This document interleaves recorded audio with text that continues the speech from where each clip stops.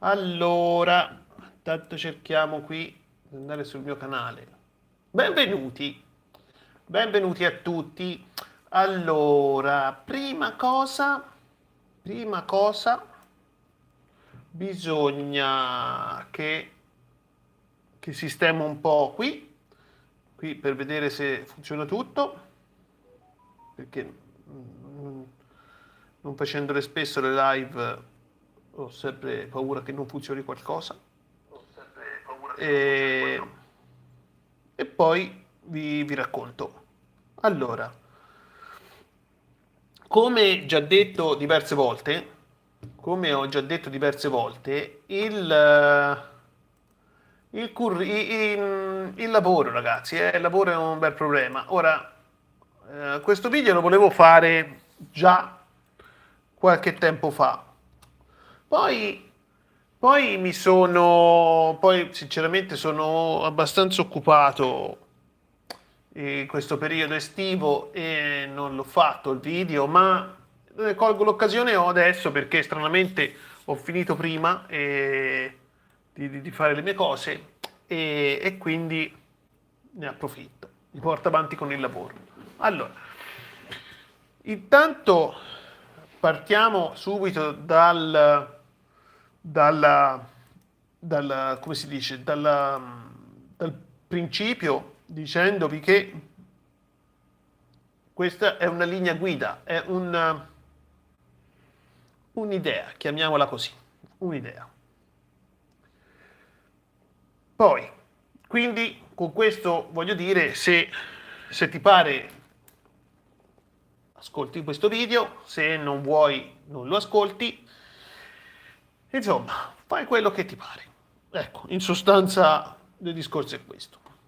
E quello che condivido io con voi è solo per la mia esperienza nel mondo lavorativo, sia italiano e soprattutto estero. E vediamo un po' dove ho questo programma YouTube. Bah. E quindi lo condivido con voi perché eventualmente vi possa essere utile in un futuro o in qualche cosa. Allora, il CV, innanzitutto, sul CV ci vanno messi i dati essenziali, che sono nome, cognome, email e numero di telefono. E basta. E basta.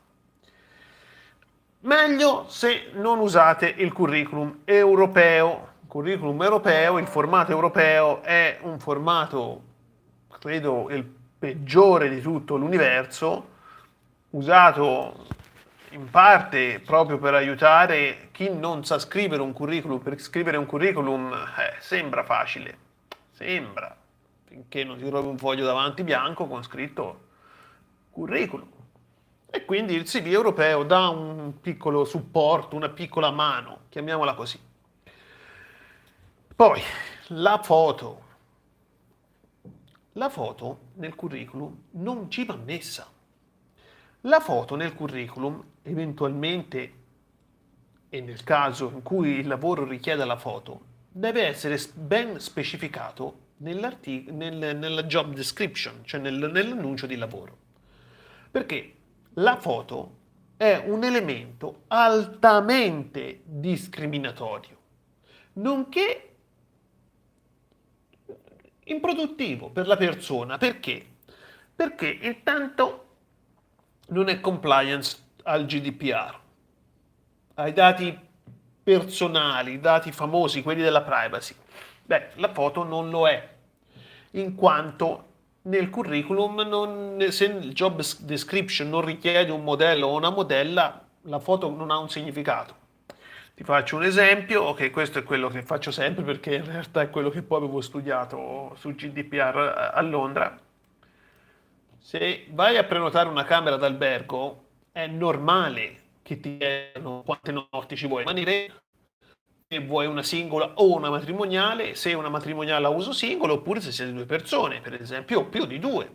normalissimo, è altrettanto normale che vi venga chiesto un documento, ma non sarebbe normale se vi chiedessero il numero di scarpe, se siete gay o etero, se siete sposati oppure no, se vi piace che numero di scarpe portate. Questi sono dati che alla finalità di prendere una stanza sono irrilevanti, quindi non vanno chiesti. Quindi la foto sul CV non ci va messa, perché se io domattina mi sveglio male e mi arriva il tuo curriculum e per qualche motivo sei brutto o brutta o troppo bello o troppo bella, il quale potrebbe far suscitare in me gelosia, io scarto il CV senza neanche leggerlo.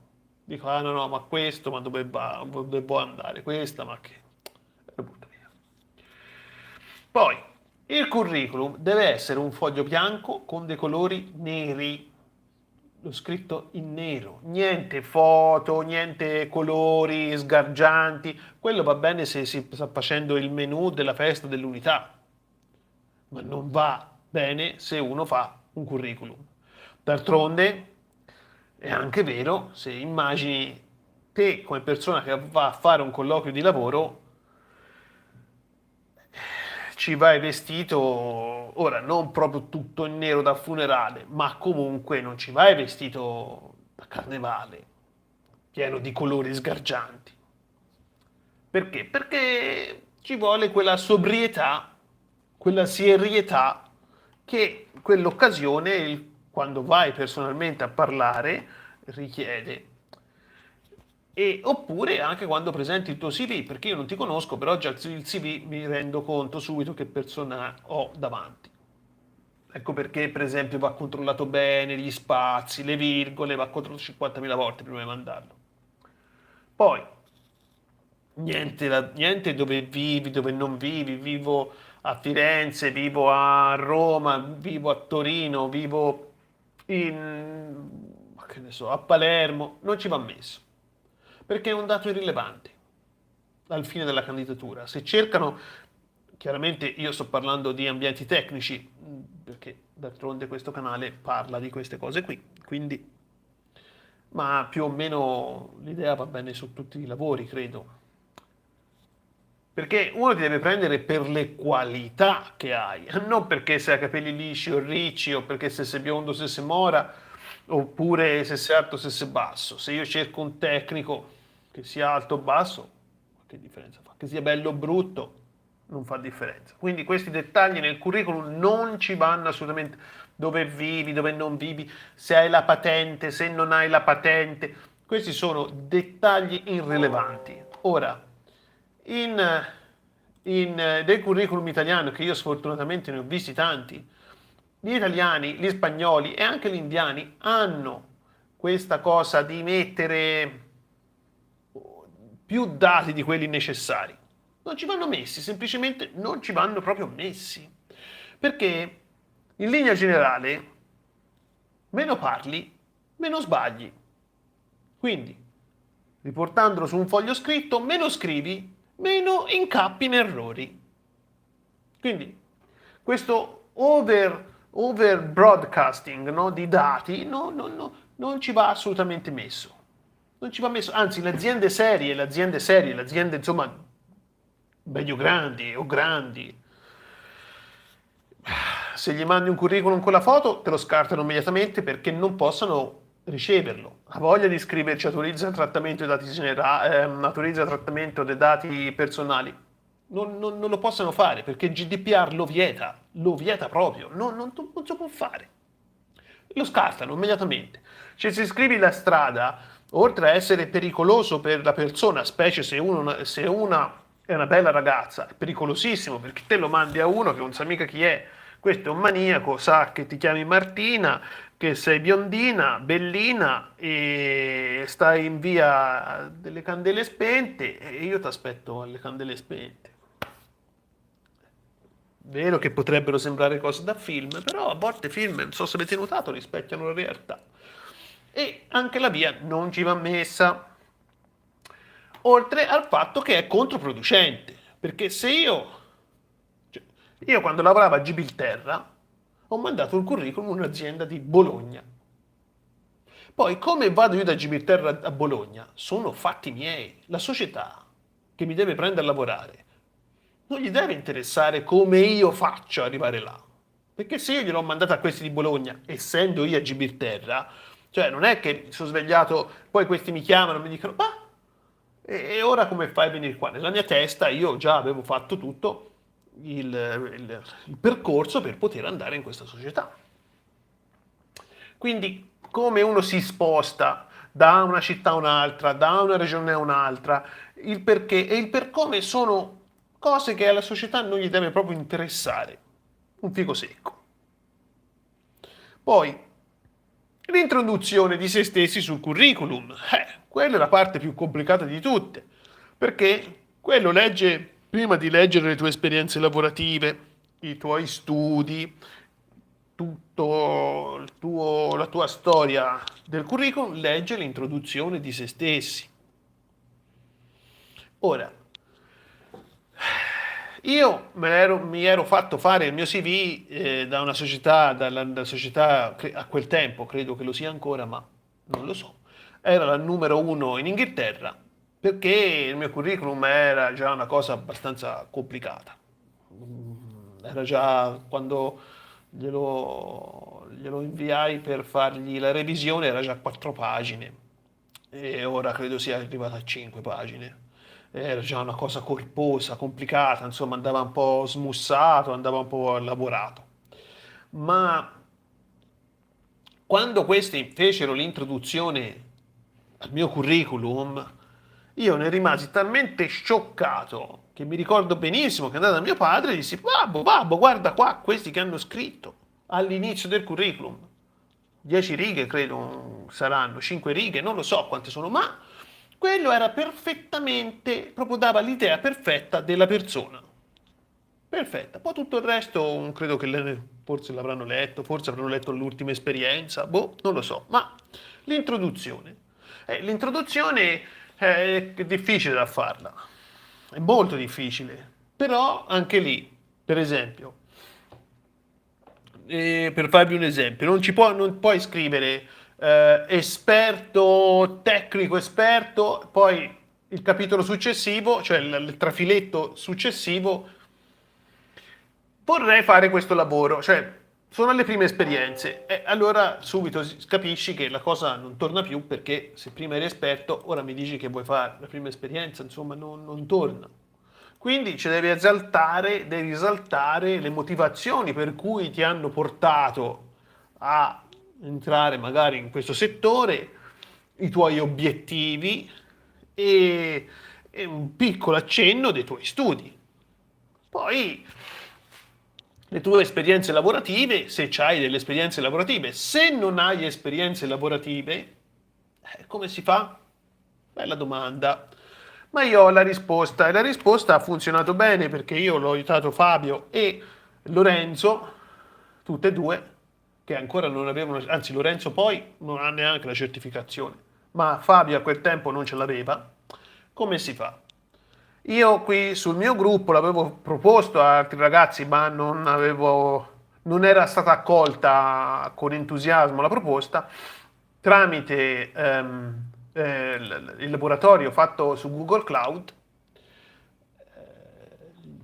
gli utenti dovevano interagire con un laboratorio facendo delle domande, insomma, facendosi vedere attivi, che poi questo video sarebbe stato messo su YouTube e poi da YouTube al mio profilo di LinkedIn che ho una rete di followers, credo 5.000 persone, roba del genere, di cui la maggior parte sono tutti recruiter. Quindi, facendo così, anche se uno non ha esperienza, acquisisce comunque visibilità. Perché? Sì, Maurizio, sì, sì. Ehm, acquista visibilità. Tant'è che Lorenzo e Fabio fecero il loro profilo di LinkedIn, cioè lo fecero proprio nuovo, E a un certo punto cominciarono a ricevere un sacco di visualizzazioni, perché le prendevano dai miei followers, dalla mia rete andavano a controllare chi erano questi due. Esperienza zero, sia Lorenzo che Fabio. Fabio poi viene proprio da un altro settore che era barman, quindi proprio una cosa che non c'entrava proprio niente, quindi prima esperienza, giovane, giovane, ma comunque da un settore che non c'è niente a che vedere, quindi era proprio perfetto.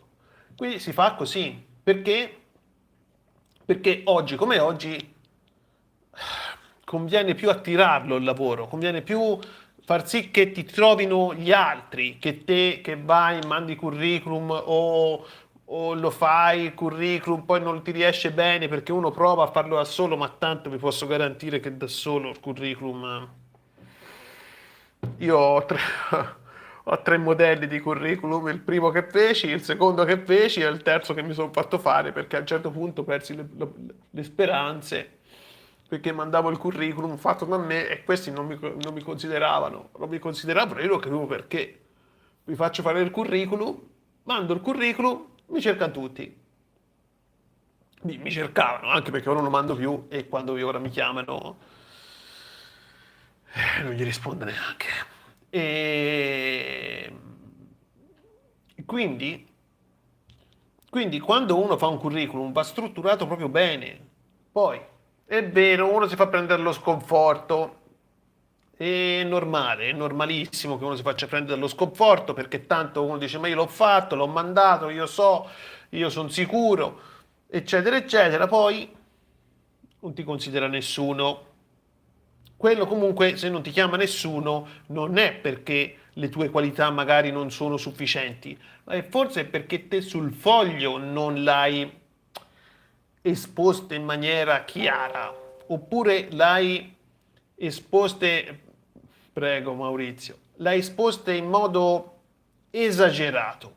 Un altro esempio, che aspetta, che voglio vedere se ce l'ho tra le mail, perché ce lo dovrei avere tra le mail. Allora, quando ci ripenso mi viene da ridere. Vado a Londra nel 2004, vado a Londra e forse però non ce l'ho qui, non lo so, però controllo. E nel 2005 insomma vado a Londra, mi faccio fare il curriculum in formato europeo da una mia amica, perché questa mia amica bravissima, però bravissima nel suo settore, non di sicuro per fare il curriculum.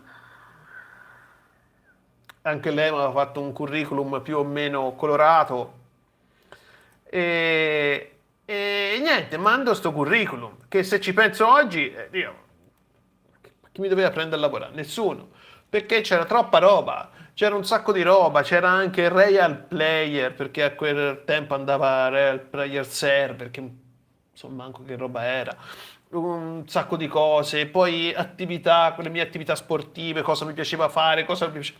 Tutte cose che non servono a niente, niente, niente, assolutamente niente. Sul curriculum non ci mettete neanche se avete la patente o no, perché non andate mica a fare camionista, mica applichi per andare a fare il tassista, mica applichi per fare l'autotrasportatore, se applichi per andare a fare il tecnico, che tu abbia la patente o no. È irrilevante, è irrilevante. In fase di colloquio, poi dopo, se ti chiederanno, hai la patente? Quello dice sì. Perché? Perché l'azienda ti mette a disposizione un'auto oppure perché noi avremo bisogno di bla bla bla bla bla bla. Non ci va messo sul curriculum che uno ha la patente, per esempio. Oppure che ti piace giocare a calcetto piuttosto che a basket. Sono informazioni del tutto irrilevanti.